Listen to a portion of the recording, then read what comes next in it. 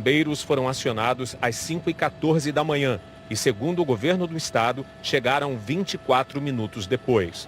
As chamas foram controladas às 6h30 da manhã. No momento que o nosso socorro chegou, se deparou com as 3 vítimas, atendeu as 3 vítimas e, infelizmente, durante o combate a incêndio, após o combate a incêndio, apurou e chegou a esse número de 10 óbitos. O alojamento onde os atletas dormiam eram feitos de um conjunto de contêineres, um ao lado do outro. Por dentro, as paredes de metal tinham um revestimento, não se sabe ainda de que tipo. Em cada quarto havia 2 ou 3 beliches. Havia também ar-condicionado e janela. Quando o dia amanheceu, foi possível ter a dimensão da tragédia. 10 mortos, 3 feridos. A repórter Renata Capucci entrou na casa vizinha ao alojamento. Nós tivemos acesso com exclusividade à casa que fica colada ao alojamento onde estavam os meninos das divisões de base do Flamengo. E a imagem aqui pertinho é impressionante. Uma quantidade enorme de ferro retorcida. A intensidade do fogo foi tão grande que o teto ficou abaulado. Não sobrou parede, não sobrou divisória. Não sobrou absolutamente nada. Eu vi só um pessoal correndo para lá, fugindo do fogo, porque o fogo estava bem alto, estava muito alto o fogo. Eu ouvi explosão do ar-condicionado. Conforme o fogo estava ficando maior, o ar-condicionado, um por um, explodindo. Porque tinha bastante ar-condicionado, aí estava explodindo um por um. Bem perto do dormitório está o sistema de gás do prédio, que não foi atingido. O alojamento destruído pelo fogo ficava na parte antiga do centro de treinamento do Flamengo, que passou recentemente por uma grande reforma. Os contêineres seriam desativados pelo clube e os atletas seriam transferidos na semana que vem para a parte nova. A tragédia poderia ter sido ainda maior. Muitos atletas não estavam aqui. É que o treino de hoje já havia sido cancelado por causa de uma outra tragédia, a tempestade no Rio. Os jogadores que têm família na cidade foram então dormir em casa. Ficaram os que são de outras regiões. 3 jovens sobreviveram e foram levados para o hospital. Cauã Emanuel, Jonathan Ventura e Francisco Diogo. Os 10 jogadores que morreram no alojamento foram identificados. Átila Paixão, Arthur Vinícius, Bernardo Pizeta, Cristian Esmério, Jorge Eduardo Santos, Pablo Henrique da Silva Matos, Vitor Isaías, Samuel Thomas Rosa, Jedson Santos e Riquelmo de Souza Viana. Eram apenas meninos em busca de um sonho. Desse sonho restaram 10 corpos carbonizados e 16 sobreviventes marcados para sempre por uma dor profunda. Rapaziada, quero passar para avisar para vocês que eu tô bem aqui e vai dar tudo certo, todo mundo vai estar bem aqui e mandando um abraço para vocês. Valeu? Com Deus. As vítimas eram jovens, como vimos, jovens cheios de esperança, que viviam o sonho de ser um grande jogador de futebol. Eles eram meninos, eles tinham amor à camisa. A tragédia no Rio de Janeiro atingiu famílias em 7 estados do Brasil. As diferentes origens dos jogadores mostram que eles eram parte de uma elite talentosa, garimpada cuidadosamente. A distância que cada um percorreu revela a importância do lugar em que estavam. Só os melhores podiam viver no ninho do urubu. Nas primeiras horas da manhã, o telefone tocou pelo país. O pai de Átila atendeu. Eu cheguei do trabalho e o colega me ligou da minha houve um incêndio onde o Átila está. Aos 14 anos, Átila Paixão tinha um futuro brilhante pela frente. Dava gosto ver ele jogando. Quando foi um pouco mais de 2 meses que ele completou 14 anos, eu mandei ele para o Rio de Janeiro. Quando chegou lá, ele passou de primeira, cara. Milhares de crianças só ficou praticamente o Átila. Eram crianças que já tinham compromissos e obrigações de adultos. Por isso, quando voltava para essa rua em Volta Redonda, no estado do Rio, o zagueiro Arthur também voltava no tempo. Voltava para a infância que perdeu. Ele subia da casa dele até na casa da avó dele, toda hora ia na casa da avó dele. Aí subia mexendo com todo mundo. Às vezes eu estava tomando um café, ô careca, e passava. E sempre com a bola no pé. Ou na bola, com a bola no pé, ou com a bola, sempre jogando bola, sempre brincando. muito bem, cheio de saúde. Amanhã, Arthur iria completar 15 anos. E hoje a rua em Volta Redonda estava irreconhecível. A avó teve que ser socorrida por uma ambulância e a tia amparada pelos vizinhos. Ao longo do dia de hoje, os pais e mães dos meninos foram chegando aqui ao Rio de Janeiro. Eles estão sendo levados para um hotel onde estão as famílias de todos os jogadores. Nós vamos conversar agora com o seu Sérgio, que é pai do Vitor Isaías, um atacante de 14 anos que, segundo quem acompanhava, tinha tudo para se tornar um grande artilheiro do Flamengo. Ele está vindo de Santa Catarina. No telefone, seu Sérgio falou da generosidade do filho. Primeiro ajuda de custo dele, inteiro para a avó dele, para pagar aluguel. E falou, se Deus quiser, daqui 2 anos a senhora não vai mais pagar aluguel. Isso marcou muita gente. Ontem, Vitor mandou mensagem para o pai dizendo que hoje iria treinar pela primeira vez no Maracanã. Era a realização de um sonho. Só deixou coisa boa. Só alegria e ensinou muita coisa pra gente. Muitos sonhos, muitas coisas a viver, mas enfim, não deu. Hoje os pais formaram uma equipe, emprestando o ombro uns aos outros para enfrentar uma dor que ninguém conseguiria carregar sozinho. Francisco Diogo sobreviveu. O goleiro queimou as mãos, mas mandou pelo celular a melhor mensagem que um pai poderia receber hoje. Pai, tô bem, tá? Graças a Deus. Nem por isso a família dele, lá no Ceará, deixou de se unir à dor dos outros pais. Agradecer a Deus por ele estar vivo e pedir a Deus que conforte cada mãezinha que está ali naquele sofrimento pelo filho que se perdeu. E para a maioria dos atletas, o primeiro treinador é quase um segundo pai. Para o Paulo Vicente, o Pablo era quase um filho. O técnico ainda guarda a camisa que o menino vestia quando treinava neste campo, em Oliveira, no interior de Minas Gerais. Era um bom menino, fora de campo exemplar, entendeu? Dentro de campo, excelente jogador.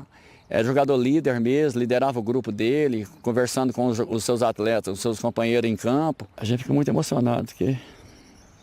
Jorge Eduardo, de 15 anos, se foi tão cedo, mas já deixou o nome gravado na história. E hoje, o Brasil disse adeus a nomes que pareciam ter lugar certo no coração da torcida, num futuro nem tão distante assim. O goleiro Christian Ismério já tinha sido convocado para a seleção brasileira, tanto no Sub-15 quanto no Sub-17. Já circulava entre os grandes nomes do nosso futebol. Parecia bem à vontade com o talvez futuro chefe. E, pessoalmente, prestava reverência à rainha Marta. Neste vídeo, a crueldade dos sonhos interrompidos se mostra por inteiro. O Christian de hoje mandava uma mensagem para o Christian do futuro. Christian do futuro, tenha juízo, não perca a essência que você tem, que é a humildade. Que isso? Simples, sempre simples, não tenta fazer nada. Seja você, não mude por ninguém, que você vai ser o cara ainda, moleque. Hoje à tarde, um grupo foi até o Ninho do Urubu fazer uma homenagem às vítimas do incêndio. Torcedores de vários clubes mostraram solidariedade. Todas as derrotas do futebol se tornaram pequenas no dia em que pais perderam filhos, os gramados perderam talentos e todo torcedor perdeu um pedaço do próprio futuro. A Prefeitura do Rio informou agora há pouco que o Ninho do Urubu não tinha alvará de funcionamento. Faltava um documento do Corpo de Bombeiros. Como o centro de treinamento continuou funcionando, a Prefeitura multou o Flamengo 30 vezes e decidiu interditar o local, que apesar disso continuou funcionando.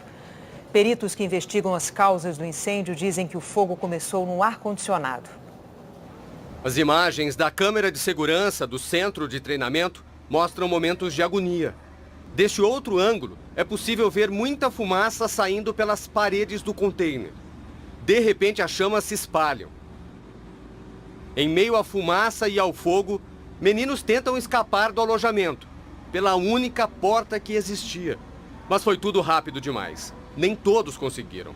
Peritos ouvidos pelo Jornal Nacional disseram que o incêndio tomou todo o alojamento em minutos. Com certeza. Pelo horário, infelizmente, aí de madrugada ainda, todos provavelmente estavam dormindo e isso pode ter, com certeza, contribuído para essa tragédia. Os peritos já sabem que o fogo começou num dos aparelhos de ar-condicionado, do lado esquerdo do alojamento.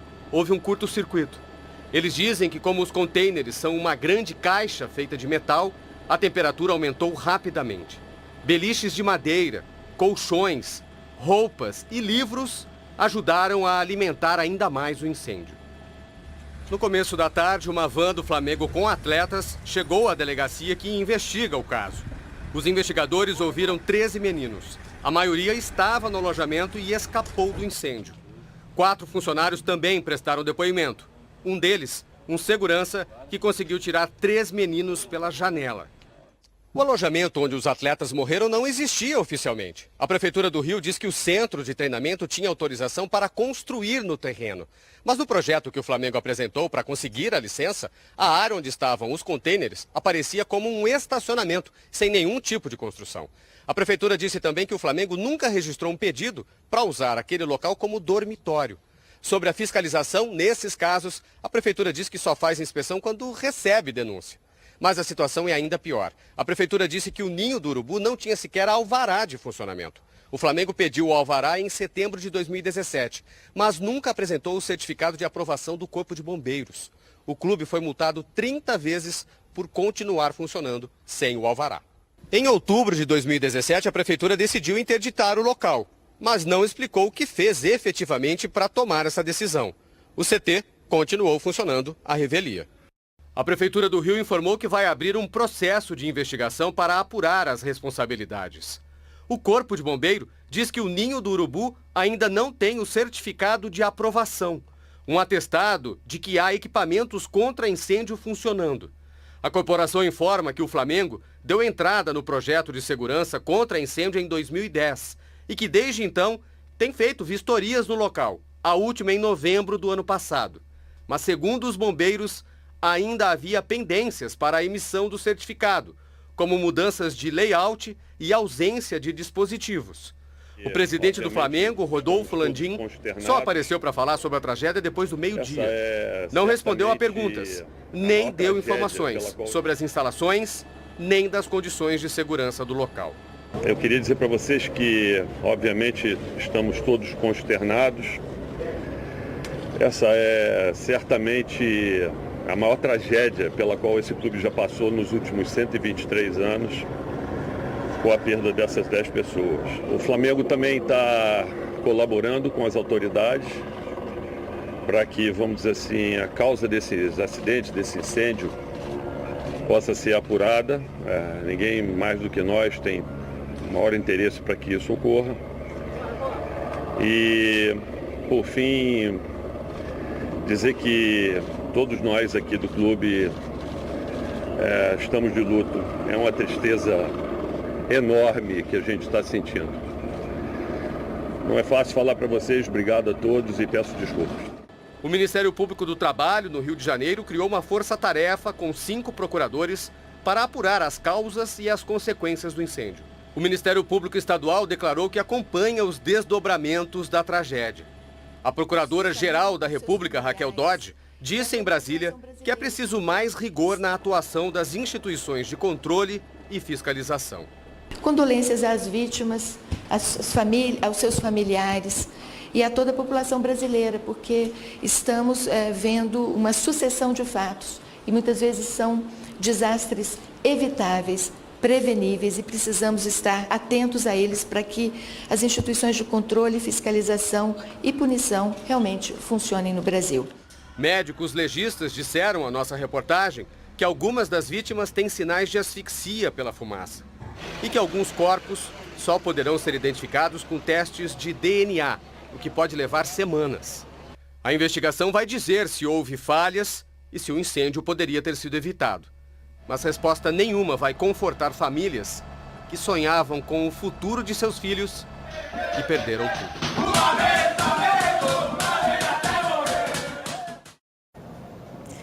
Nós perguntamos para a Prefeitura do Rio por que o centro de treinamento do Flamengo continuava funcionando mesmo com a ordem de interdição de 2017. A Prefeitura declarou que multou o Flamengo 30 vezes e que não tem poder de polícia. Nós não conseguimos resposta do Flamengo. A Prefeitura do Rio determinou a realização de fiscalização no centro de treinamento de outros 2 clubes. Segundo a Prefeitura, o do Vasco da Gama, conhecido como CT das Vargens, não tem registro de pedido de licenciamento para edificações nem de alvará. O do Fluminense, conhecido como CT Pedro Antônio, também não tem registro de pedido de alvará. Nós ainda não tivemos resposta do Vasco nem do Fluminense. A seguir, você vai ver a repercussão do incêndio no centro de treinamento do Flamengo. Vários clubes e jogadores conhecidos no mundo todo manifestaram solidariedade às vítimas.